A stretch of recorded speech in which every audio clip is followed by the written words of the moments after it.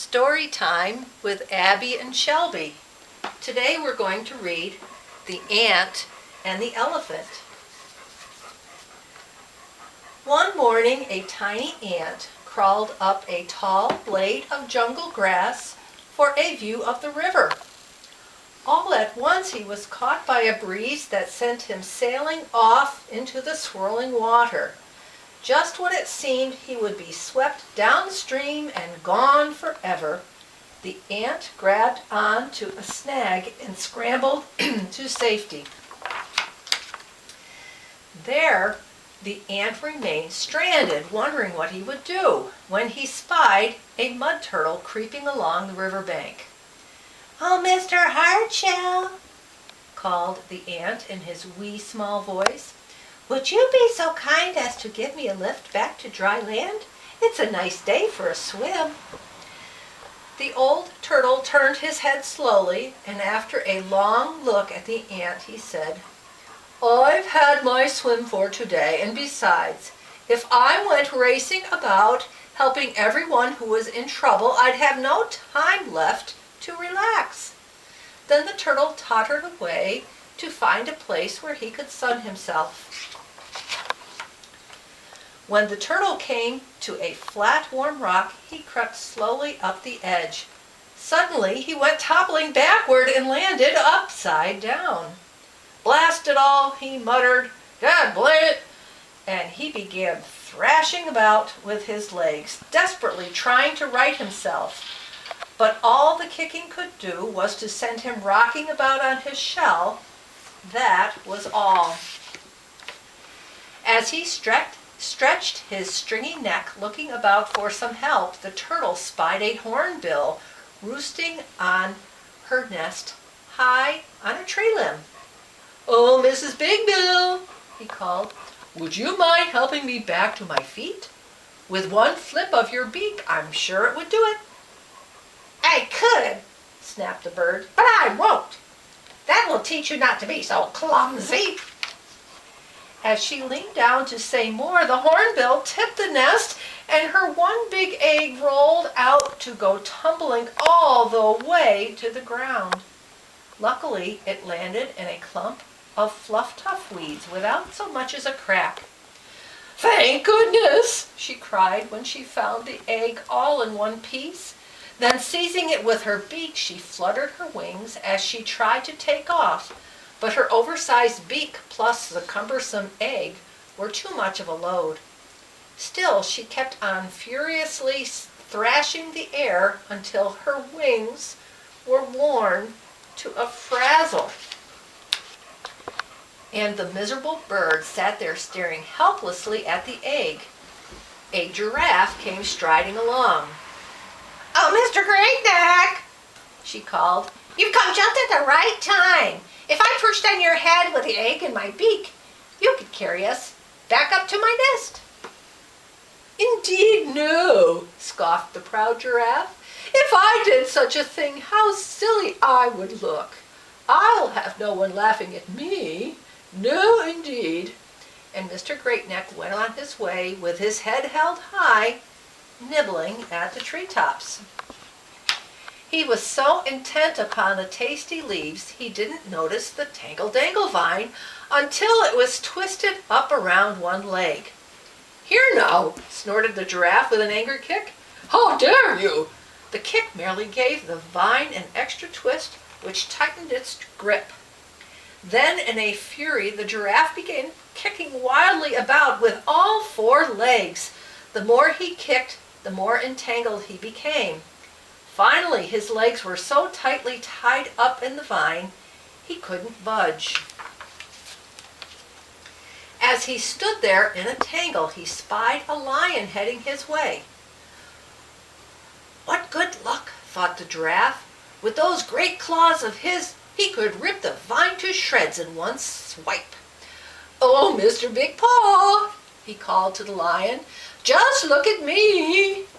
The lion took one look and then burst into a great roaring laugh. "Ho, ho, ho, that is so funny! Ho, ho, ho, I see what you mean. Ho, ho, ho," he said, laughing merrily, and he went on his way through the jungle. The lion was still laughing to himself as he flopped down in a patch of shade for a bit of a cat nap. He flopped down with such a whoop, it upset the huge boulder, which was all set to topple. To the lion's surprise, it rolled over and came right down on his tail. With a furious roar, he leaped to his feet, tugging frantically to free himself.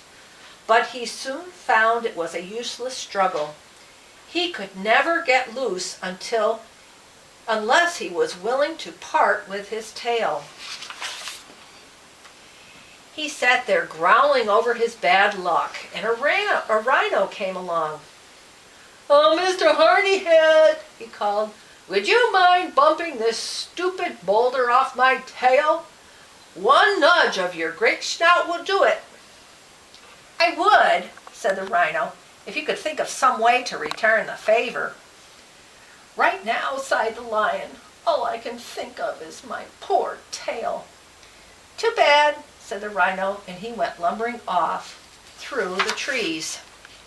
The rhino never bothered to watch where he was going, and with a great horn out front, he went plowing straight ahead through the brambles and the brush when all of a sudden, zump! He blundered head-on into a stump, with his great horn stuck deep into it. "Out of my way, you stupid stump!" he snorted, and with a furious lunge he tried to knock over the stump. This drove the horn still deeper. Then, with a mighty tug, he tried pulling himself free, but the stump refused to let go. At last the rhino realized he was hopelessly stuck. So the rhino, the lion, the giraffe, the hornbill, the turtle, and the ant were left in deep trouble. And that would have been that if a jolly big somebody had decided to take a stroll through the jungle that day. It was a huge elephant with such great spreading ears he could hear the slightest sound, the faint rustle of a leaf, the simple snap of a twig, or even the tiny voice of an ant calling. He reached his long trunk out over the river, inviting the ant to climb aboard, then carried him safely back to dry land. "How can I ever thank you enough?" cried the grateful ant. "It was no big thing," said the elephant. "But it was a big thing for me," said the ant. "It was everything." And he scurried away through the grass. "If you've got time to bother with the nothing of an ant," grumbled the old turtle, "how about me?" "You are in a pickle," said the elephant, and with the tip of his trunk he flipped the turtle back onto his feet. Then, without a word of thanks, the old codger went tottering away down the bank to disappear in the river. "If you can help an ugly old turtle," squawked the hornbill, "then at least you can do is put my lovely egg back into the nest." "The very least I can do," agreed the elephant, and holding the egg gently in his trunk, he carried it up to the nest. "It's a wonder you didn't crack it," snapped the bird as she settled down onto her egg. "Say now," chuckled the elephant when he came upon the giraffe, "now that's what I call a funny fix." "Not funny to me," snorted the giraffe. "Not one bit funny." "Then I'll try not to laugh," said the big fellow, searching through the vine with his trunk to get to the worst of the tangle. It took a few minutes to undo the dozens of knots that gripped the long legs. Once they were loose, the vine fell limply to the ground. "Well, I must say it's about time," snorted the snooty giraffe as he went gallopity-clopping away. "What have we here?" asked the elephant when he came to the lion. "We have a big, stupid, bumbling boulder," growled the lion. "That's what." "Then be off, stupid boulder," said the huge and the huge tusker heaved the boulder into the air with his trunk and set sent it tumbling. Once he was free, the lion gave his tail a few switches to make sure it was working. "What a relief," sighed the lion. "Someday, when I'm in a better mood, I must remember to thank you." "No hurry," said the elephant. He continued on his way through the jungle, where he soon found the hopelessly stuck rhino. "I can pull you free," said the elephant, "if your tail can stand one mighty tug." "Right now it's my snout I'm worried about," groaned the rhino. "So jerk away." Gripping the rhino's tail tightly in his trunk, the elephant reared back, and with one mighty jerk, the rhino went sailing free of the stump to land with one big lump. "That was one whale of a jerk," muttered the rhino. "I hope you got some fun out of it." "It was a pleasure," smiled the elephant as he went merrily on his way. He was enormously pleased with himself after all of the good deeds he had done that day. "Everyone has his troubles," he chuckled. "Everyone but Big Me. I'll never get into a fix where I need help. That's one thing for sure." The elephant didn't suspect there was a deep ravine just ahead. It was too well hidden by the scatter flat ferns. A ravine is a big drop-off. Before he knew it, he had stumbled straight into it, landing with a 7-ton thud that shook the whole jungle. He was wedged so deep and in such a position that his trunk and legs were useless. "It serves me right," he muttered, "for feeling so mighty big and all-powerful. Now I'm the one who needs help." "Help!" he bellowed. "Help! Help! Help!" Then he waited anxiously for a reply.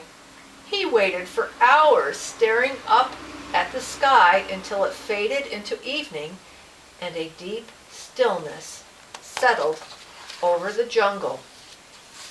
It was so quiet his great spreading ears caught the sound of footsteps.